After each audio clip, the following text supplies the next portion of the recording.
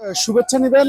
আমি এখন দাঁড়িয়ে আছি লক্ষ্মীপুর সদর উপজেলার 17 নং ভবানীগঞ্জ ইউনিয়নের যে চৌরাস্তা বাজার এলাকা, সেই বাজারের ঠিক আগ মুহূর্তে যে ওয়াবদা আছে, সেই ওয়াবদাতে আপনারা জানেন সারা দেশেই কিন্তু তেল নিয়ে একটি সিন্ডিকেট, জ্বালানি তেল নিয়ে একটি সিন্ডিকেট শুরু হয়েছে এবং সেই সিন্ডিকেটের ভোগান্তিটা ভুক্ত হচ্ছে সাধারণ জনগণকে।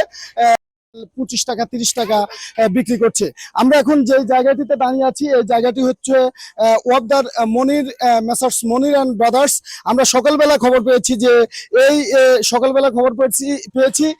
এই মনির অ্যান্ড ব্রাদার্সে গত কয়েকদিনে 27,000 লিটার তেল তিনি আমদানি করেছেন এবং এই তেল আমদানির পরে আমরা যখন শুনতে পাচ্ছি যে তার এই দোকানটি বন্ধ থাকে এবং তিনি এই দোকানটি এক পাশে খুলেন না, অন্য পাশে, মূল কথা হচ্ছে দোকানটি বন্ধ রাখেন। তো আমরা ইনফরমেশন পেয়ে আমরা এখানে এসে দেখি আমরা তিনি একটি শাটার খুলে তিনি দোকানে তেল বিক্রি করছেন এবং সেখানে আমরা কিছুক্ষণ এখানে অপেক্ষা করার পর আমরা কয়েকজন ক্রেতার সাথে আমরা কথা বলেছি যে তিনি ঠিক 25 টাকা 30 টাকা তেল বিক্রি করছেন এবং অনেককেই আবার তেল তিনি দিচ্ছেন না। আপনারা দেখতে পাচ্ছেন যে এখানে প্রত্যেকটি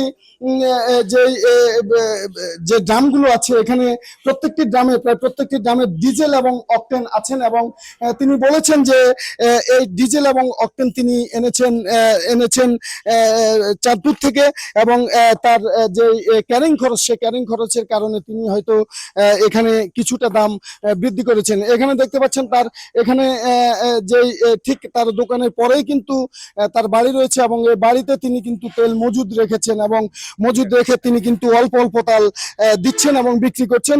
তো আমরা তার কাছ থেকে যখন আমরা বিষয়টি শুনতে চেয়েছি, তিনি কিন্তু অনেক কিছু গোপন করেছেন। এখন ঠিক আকস্মিকভাবে এখানে এসেছেন তার এই মনির অ্যান্ড ব্রাদার্সে অভিযান এসেছে। আমরা দেখতে পাচ্ছি যে অভিযান এসে তার আসলে তেলের বিষয়টা জানতে চাচ্ছেন এবং তেলের বিষয়টা নিয়ে কথা বলছেন। আমরা একটু আপনাদেরকে এখানে যে মালিক আছেন, আমরা মালিকের সাথে একটু আপনাদেরকে যুক্ত করব যে এখানে আসলে তারা কিভাবে তেল বিক্রি করছেন এবং কিভাবে করছেন। আমরা এখানে দেখতে পাচ্ছেন এখানে ঠিক 2 ঘন্টা আগেও কিন্তু এখানে অনেক গাড়ি ছিল এবং প্রত্যেকটি গাড়িতে কিন্তু তেলের জন্য এসেছে এবং তেল নেওয়ার জন্য এসেছে। আপনারা দেখতে পাচ্ছেন যে তেল সংকটের বিষয়ে আমরা একজন ভাইয়ের সাথে কথা বলবো। যে তেল সংকট, আপনার কি ধরনের সমস্যা হচ্ছে এবং তেল পাচ্ছেন না কিভাবে?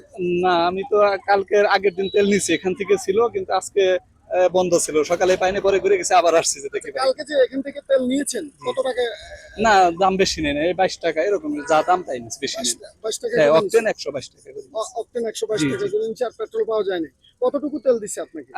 আমি ওই দিন 3টা নিছি, যা প্রয়োজন তাইছে, বেশি প্রয়োজন নেই, কারণ পাওয়া যায়। ধন্যবাদ। দর্শক, আমরা আরেকজন ভাইয়ের সাথে একটু কথা বলবো। কতটুকু তেল নিয়েছেন আপনি? 2 লিটার তেল নিয়েছি আমি।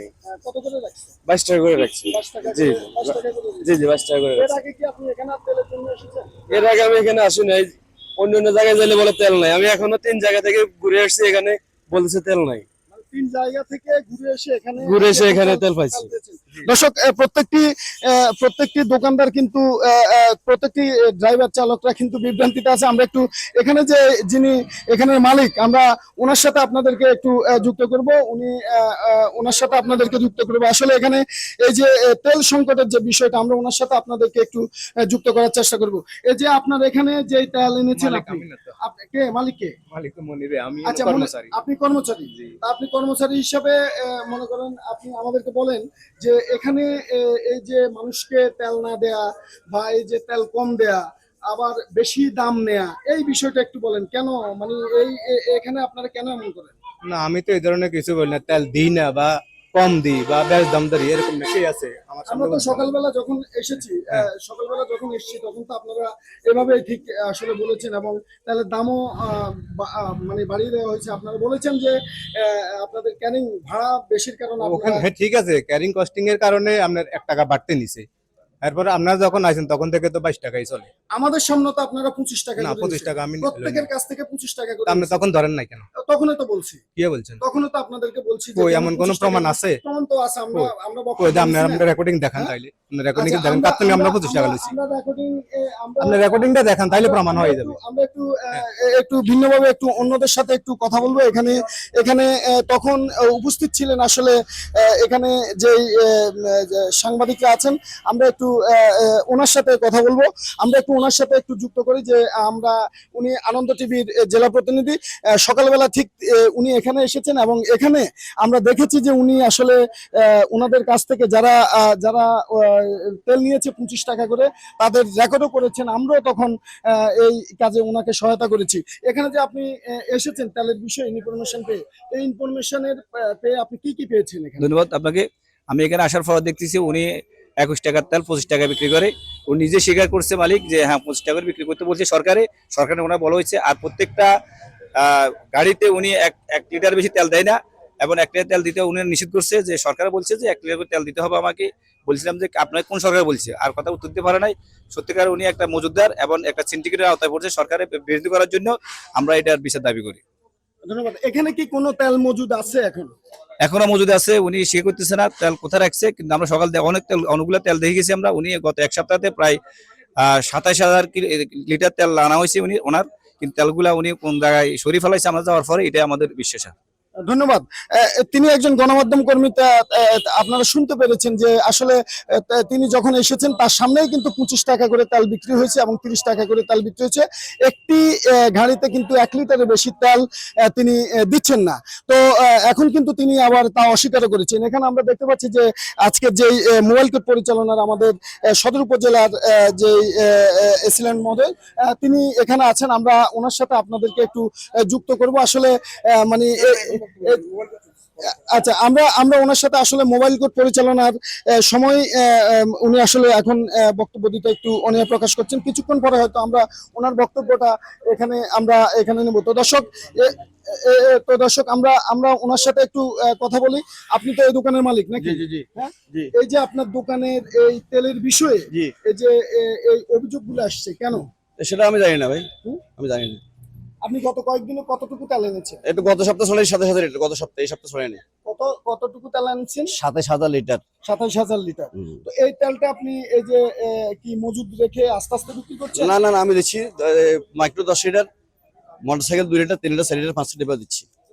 মোটরসাইকেলে তো আপনি 1 লিটার 2 লিটারের বেশি তেল দেন না। 2 লিটার সরকার নিশ্চিত করছে, কিন্তু অনেক 5 লিটার নিচ্ছে। 5 লিটারও নিচ্ছে। নিচ্ছে। আর তেলের দামের বিষয়টা একটু বলেন। তেলের দাম অক্টেনটা 22 টাকা বেশি, 21 টাকা বেশি, 22 টাকা বেশি, এইভাবে বেশি। এই যে সকালবেলা যে আপনি 25 টাকা করে না বেচলেন, 25 টাকা বেশি নেই। 25 টাকা করে যে না, বেচলেন, এই না। যে সাংবাদিকেরা না, যে না, রেকর্ডটা না, করছে, না, এটা কি মিথ্যা? আমি বলতে পারি না, সেটা আমি বলতে পারি না, হ্যাঁ? সেটা বলতে পারি না। ধন্যবাদ। দর্শক আসলে ঠিক এভাবেই পুরো জেলাতে কিন্তু যে খুচরা এবং পাইকারি বিক্রেতারা আছেন তারা কিন্তু একটা সিন্ডিকেটের মাধ্যমে তেলের দামটা বাড়ানোর জন্য এবং নিজেরাই তেলের দাম বাড়িয়ে দিয়ে ভোগান্তিতে ফেলাচ্ছেন সাধারণ জনগণকে। এবং সেই সাথে তিনি স্বীকার করেছেন 27,000 তেল গত সপ্তাহ তিনি এনেছেন।